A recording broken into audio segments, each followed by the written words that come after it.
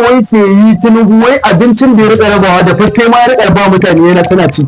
Kaga mu mun yi kokari kenan da muke ba da danye su dafa. Wani bibbi kawai. Na yi magana da storekeeper na ya gaya mun masarar nan ta lallace.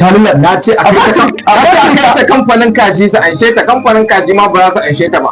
Amma na ce da kashin berayen da duka a tattara a dinge ta za ta yi mana amfani wannan zaben. Don kai dai ai ka sai da in aka raba ta aka za su gano akwai kashin bera ciki.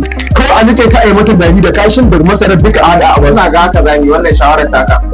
Kofi za a raba. Akwai magana da nake so kuma bayan wannan. Akwai dan gidan sai Tinubu.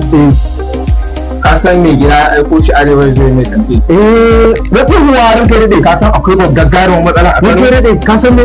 Ina jin ai abin da aka yi nan ya ban mamaki a nan ne na ƙara tabbatar da talakawan arewa jahilan ne majoritin su kusan dukkan su kai ban ma cire ma kowa hula ba kusan dukkan su jahilai duk wannan wahalar da aka yi ba shi ɗan ke son gaba akwai faɗin gaskiya ran kai dai ku inda za a gane ma talakawa